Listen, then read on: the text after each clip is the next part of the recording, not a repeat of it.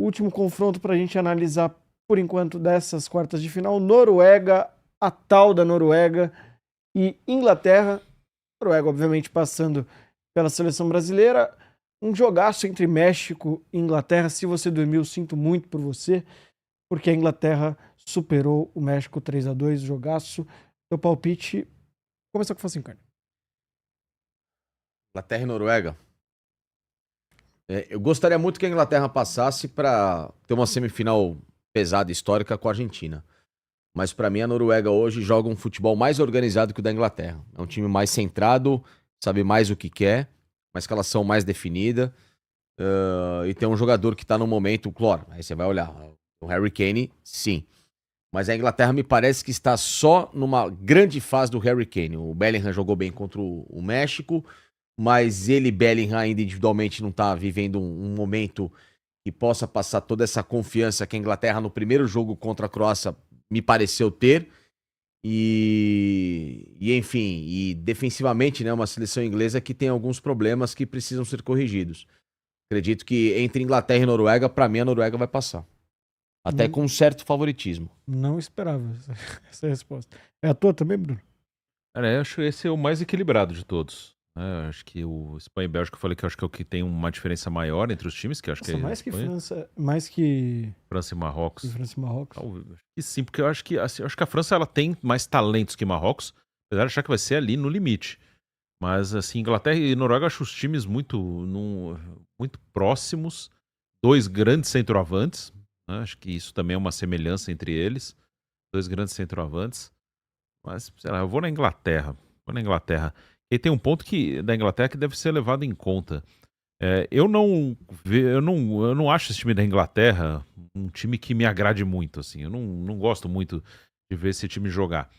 Mas, assim, dentro disso, de você se acostumar a jogar competições assim, inegavelmente eles estão chegando muito perto de um título, de uma decisão. Você pega 2018, semifinal de Copa do Mundo. Aí 2021, final de Eurocopa. 2022, quartas de Copa. Poderia até ser mais longe, mas ela pegou a França ali, já é um confronto grande, nas quartas caiu. E 2024, final de Eurocopa de novo. E tá aí pelo menos nas quartas de novo. Então eles estão chegando, assim. Acho que eles cada vez mais estão preparados mentalmente para jogos assim. Então eu vou na Inglaterra. Acho que tanto Noruega quanto Inglaterra dependem muito do individual, de algum brilho individual dos seus jogadores. Sim, muito. Mas eu acho que a Inglaterra tem mais opções de dependência individual. Eu acho que pode passar com um lampejo ou com uma grande atuação do Harry Kane ou com uma grande atuação do Bellingham e por aí vai. Eu acho o ataque da Noruega mais bem montado. Porque, vamos lá, vamos comparar. Harry Kane e Haaland se equivalem. Aí é uma predileção.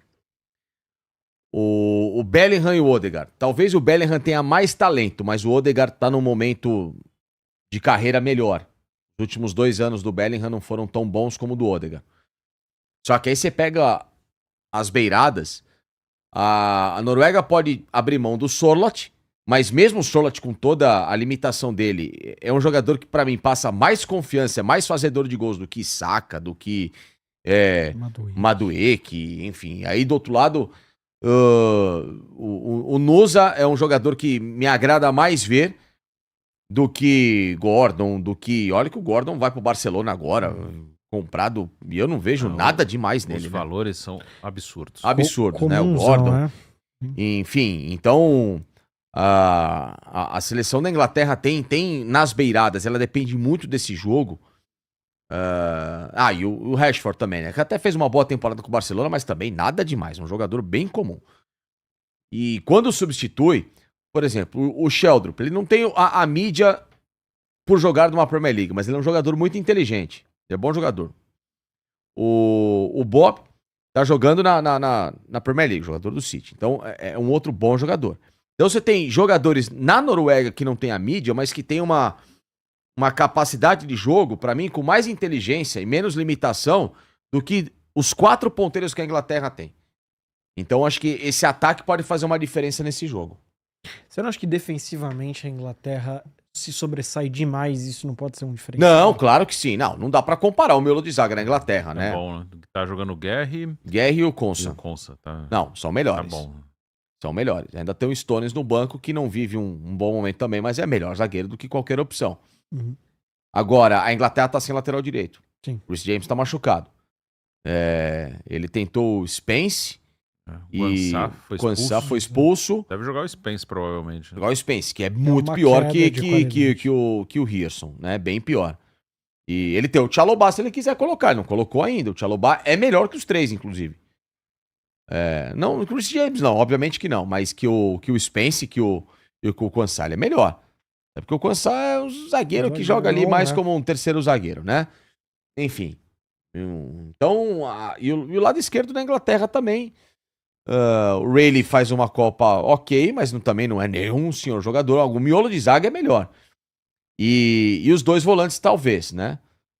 O Anderson e o Rice é um excelente jogador, né? E ele poderia ainda ter o Rodgers, que podia compor.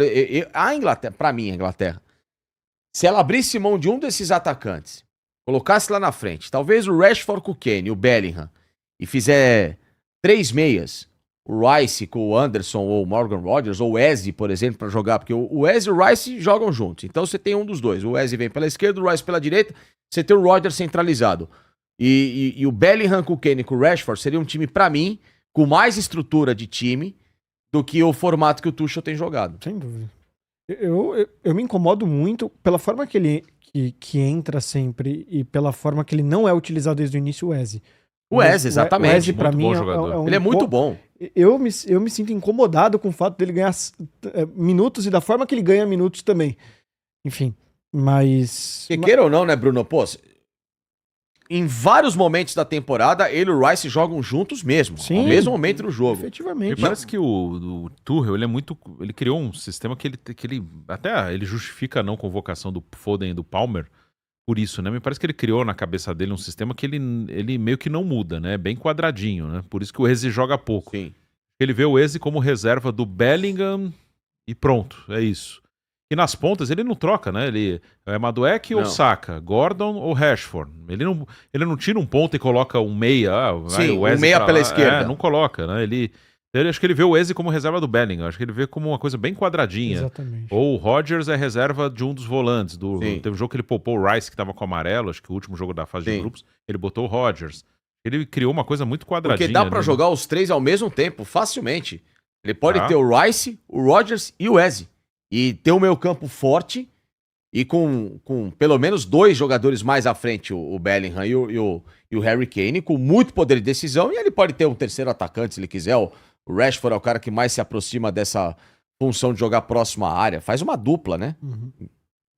Mas eu ainda... Eu vou deixar o Winzão votar antes. Tá 1-1 Inglaterra e Noruega.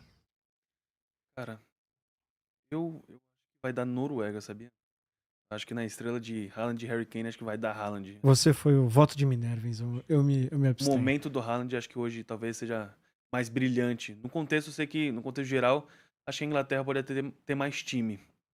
Mas acho que pensando nos dois protagonistas, acho que pensando que a Noruega, talvez se ela tiver uma oportunidade, ela vai guardar justamente por causa do Haaland, eu acho que dá Noruega. Beleza. Noruega, então, passando.